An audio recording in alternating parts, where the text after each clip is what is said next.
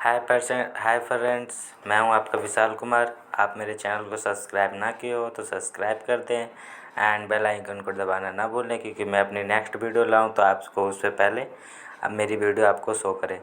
इस चलते हैं बिना कुछ देर किए नरेशन की ओर। नरेशन होते क्या हैं और नरेशन के कितने टाइप्स होते हैं और उनके टाइप के कितने टाइप होते हैं और उनके रूल क्या हैं, जैसे डायरेक्ट स्पीच इनडायरेक्ट स्पीच को चेंज करने में, इसके बारे में इस वीडियो में मैं बताने वाला हूं। और साथ ही में एग्जाम्पल के साथ बताऊंगा, जिससे कि आपको कोई दिक्कत ना हो। चलिए तो फ्रेंड, मैं बताने वाला हूँ। नरेशन के दो टाइप होते हैं, एक तो होता है direct speech and indirect speech.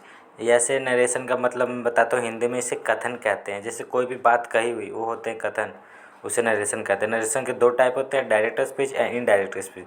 Direct speech मैंने एग्जाम्पल भी यहाँ दिया हुआ है, सीता सैड आई और इन्वर्टेड कोमा के अंदर I want to go there, ये हो गया हमारा डायरेक्ट स्पीच। और जिसमें इन्वर्टेड कोमा कुछ ना हो उसे कहते हैं इनडायरेक्ट स्पीच। जैसे कि Sita said that she wanted to go there, ये हो गया हमारा इनडायरेक्ट स्पीच। इनडायरेक्ट स्पीच के टाइप नहीं होते, बल्कि डायरेक्ट स्पीच के दो टाइप होते हैं। एक तो होता है रिपोर्टिंग स्पीच, सेकंड होता है reported speech. Reporting speech Sita sad, मतलब इन्वर्टेड कोमा से लेफ्ट साइड है जो बिना इन्वर्टेड कोमा का है, उससे हम सीता मतलब सीता सैड यानी कि रिपोर्टिंग स्पीच है। और जो इन्वर्टेड कोमा के अंदर है उसको रिपोर्टेड स्पीच कहते हैं।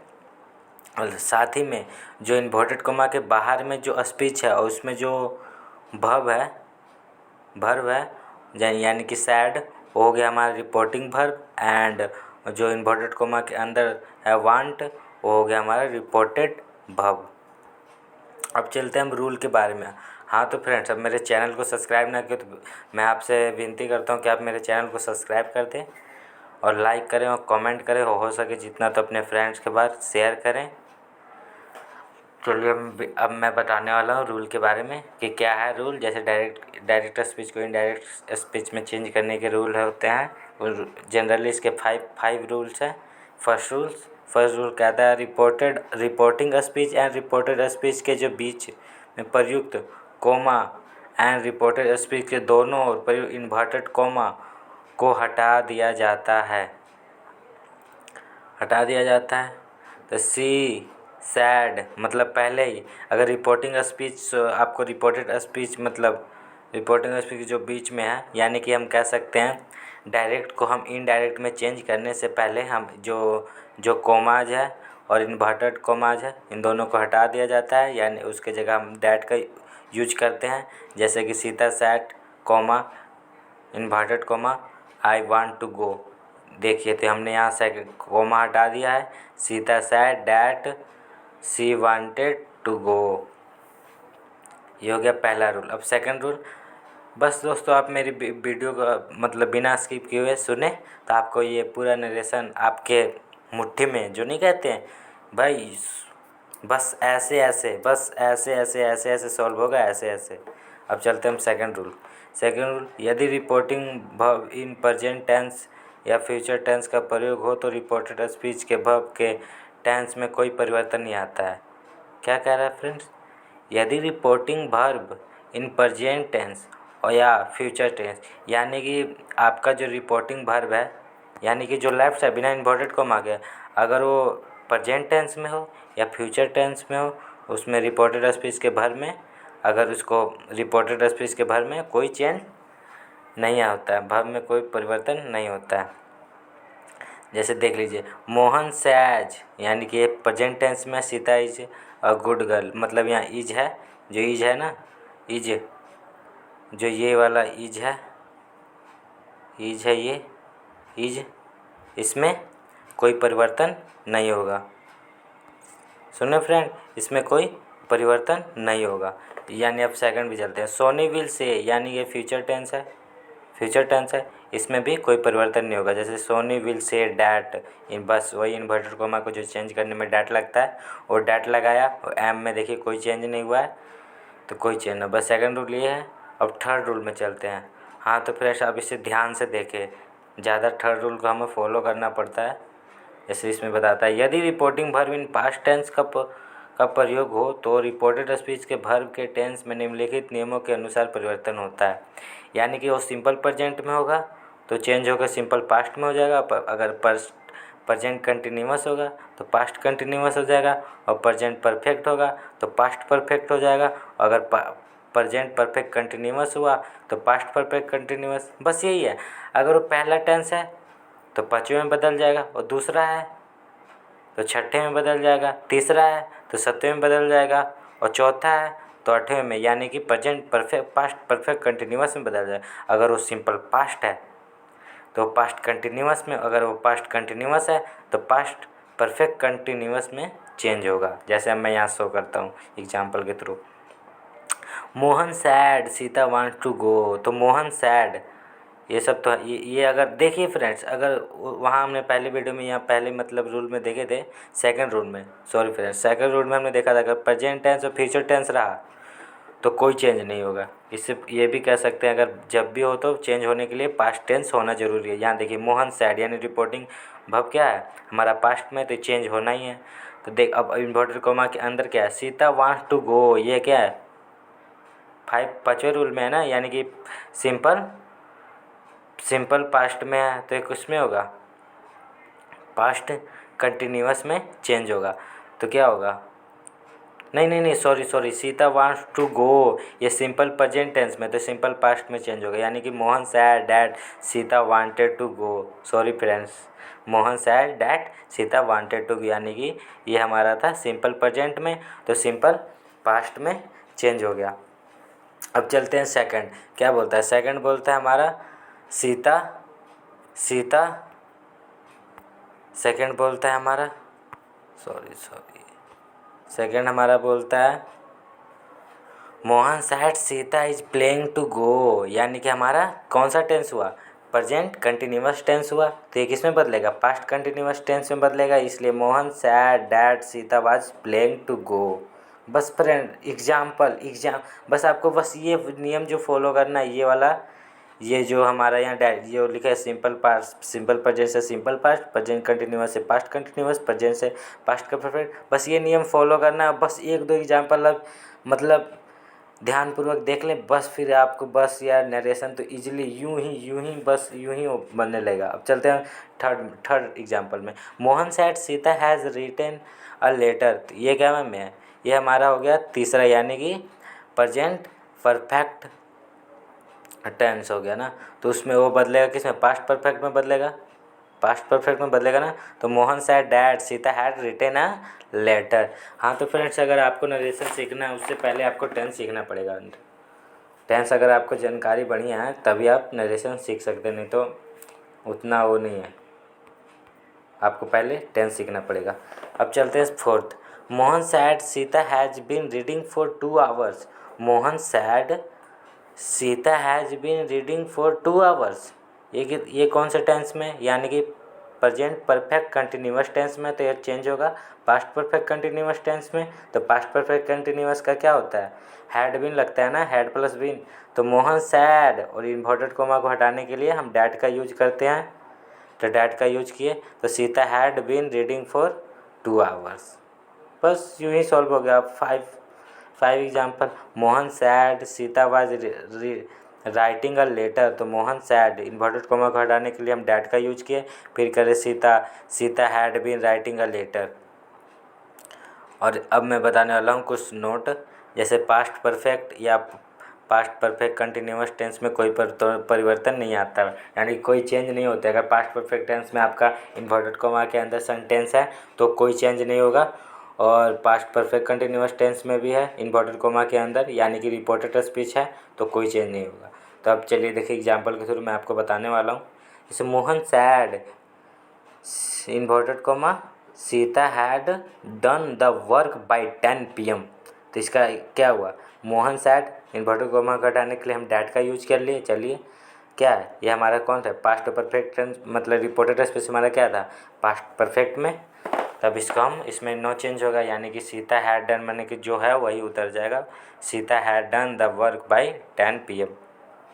अब सेकंड देखिए, Mohan said Sita had been working for 5 hour, यानी कि हमारा पास्ट परफेक्ट कंटिन्यूअस टेंस में, तो इसमें भी नो चेंज, बस वही इन्वर्टेड कोमा को हटाने के लिए डैट का यूज करके बाकी वो का वही बहु मतलब सेम टू सेम उतार देना। यानी Mohan said that Sita had been working for 5 hours.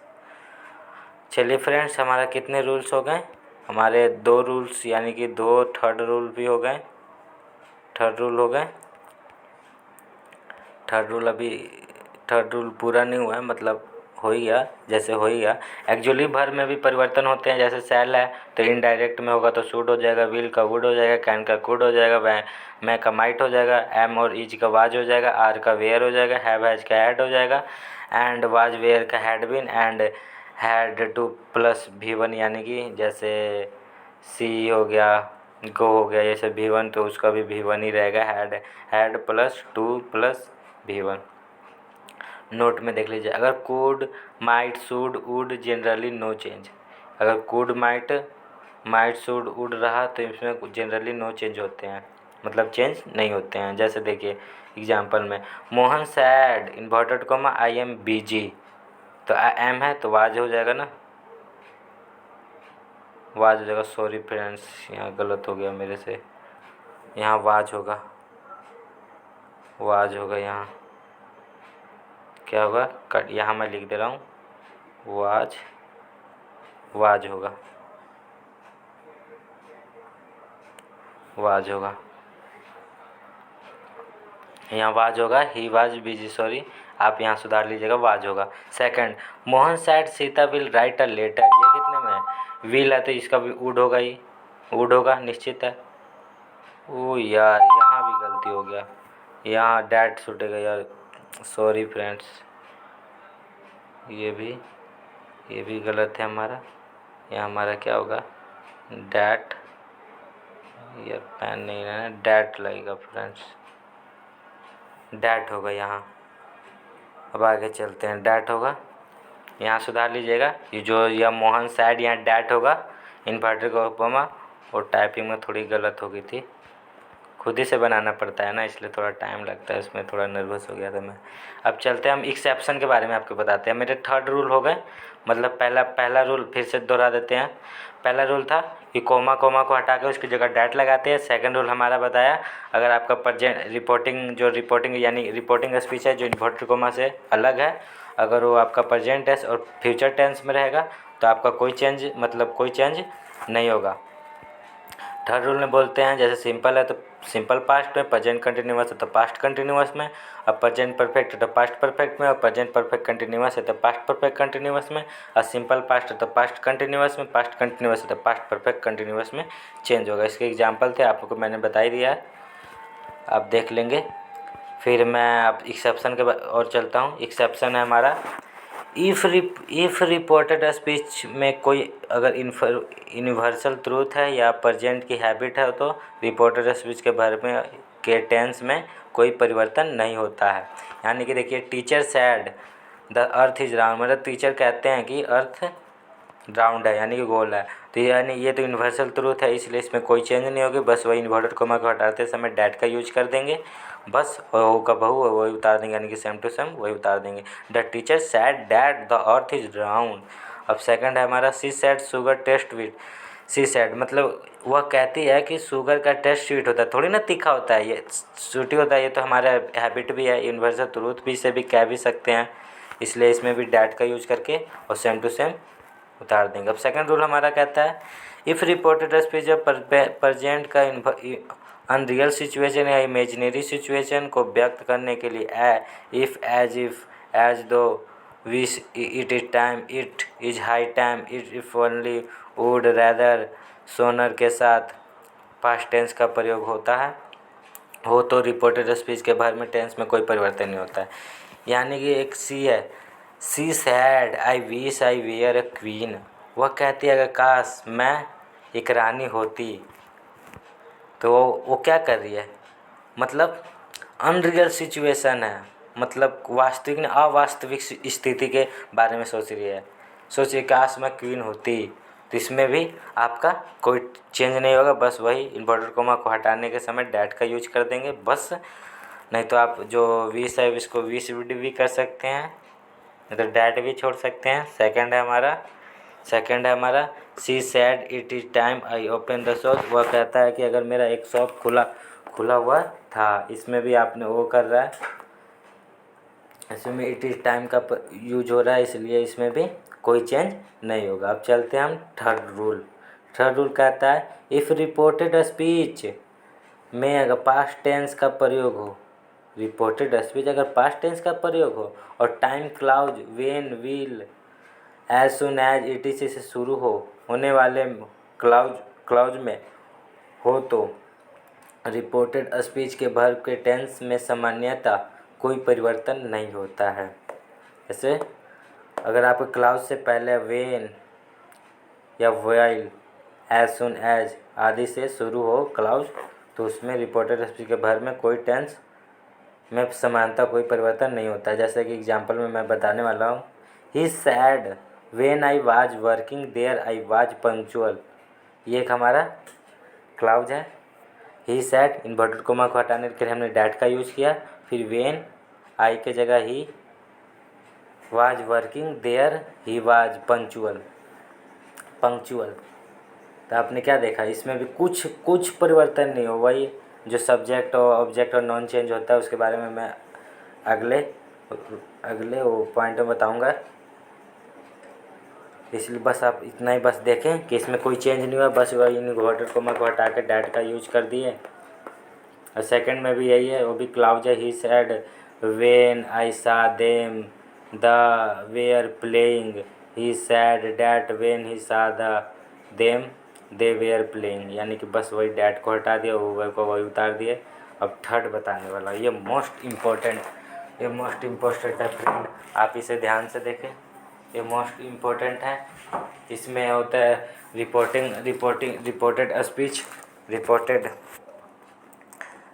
Speech में प्रयुक्त प्रोनाउनों के निम्नलिखित नियमों के अनुसार परिवर्तन होता है। जैसे कि अगर आपका फर्स्ट पर्सन है वो सब्जेक्ट के अनुसार, सेकंड है तो ऑब्जेक्ट के अनुसार, और थर्ड है तो नो चेंज। यानी कि फर्स्ट में होते हैं हमारे आई और वी हो गए, और सेकंड में हो गए सिर्फ यू हो गए, और थर्ड में हो गए नेम वगैरह या दे इट ये वगैरह वगैरह, जैसे ही सी ये सब हो गए, ये हमारे होते हैं वो जो नो चेंज होते हैं। अब इसके हम बताते हैं कैसे ये यूज होता है, इस नियम को हम कैसे फॉलो करते हैं।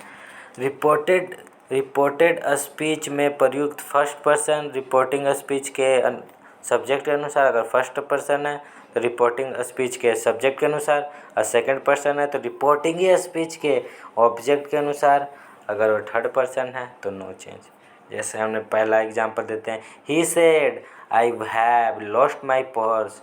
इसमें आई क्या है, रिपोर्टेड स्पीच में आई क्या है, फर्स्ट पर्सन है, वो किसके अनुसार जाएगा, वो जाएगा हमारे सब्जेक्ट के अनुसार, वो भी किस में, रिपोर्टिंग स्पीच में, यानी कि ही के, जो ही है ना, ही के।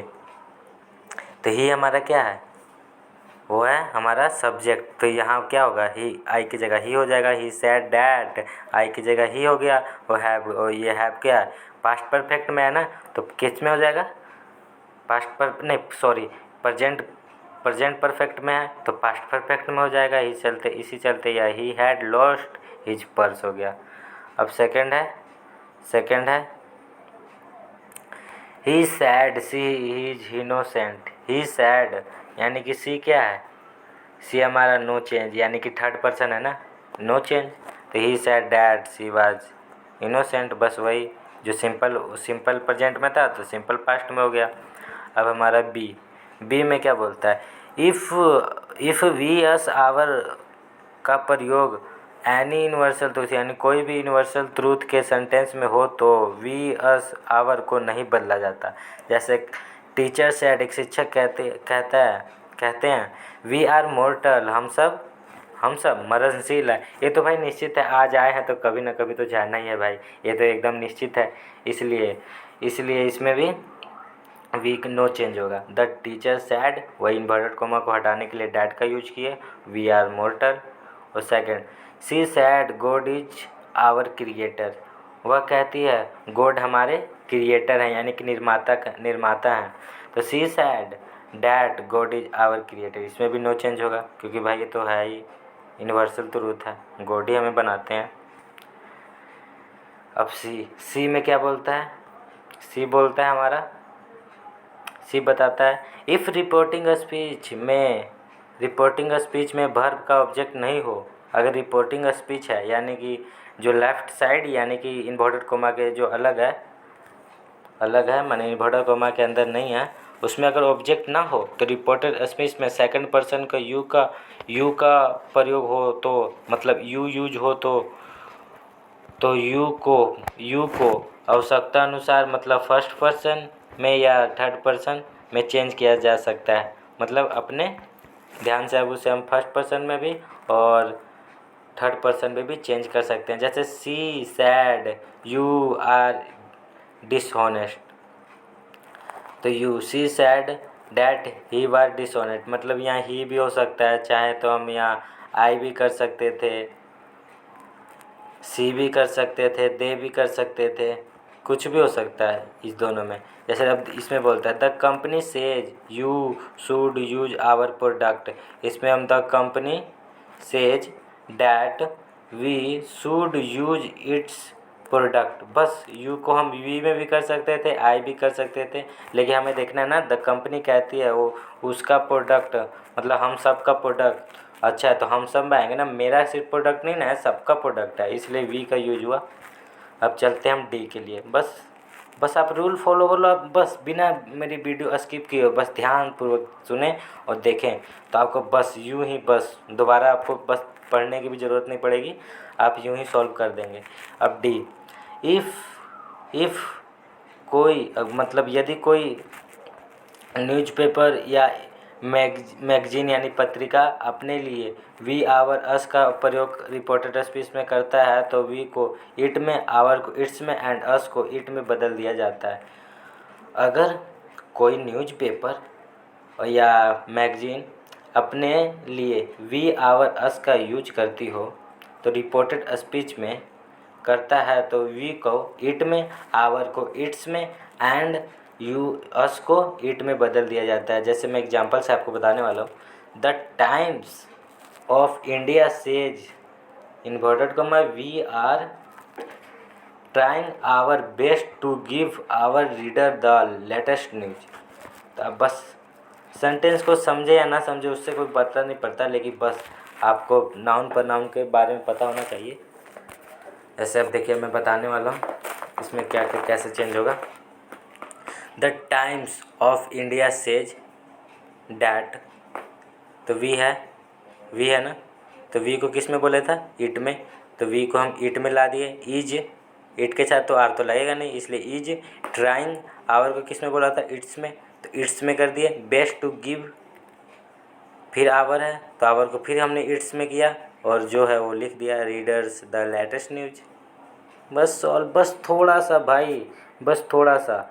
अब मैं आपको बताऊंगा जैसे दीज दैट इस सब का भी यूज होता है उसके बारे में। जैसे देखिए यहाँ दीज है तो इनडायरेक्ट में डैट होता है, दीज का दोज होता है, हेयर का देयर होता है, टुडे का डैट डे होता है, दिस का डैट दिस मॉर्निंग यानी दिस इवनिंग तो that morning that evening, tonight का डैट नाइट होता है, यस्टरडे का द डे बिफोर यस्टरडे होता है, या द प्रीवियस डे मतलब पिछला दिन, वही होता है ना, बीते हुए दिन को यस्टरडे कहते हैं।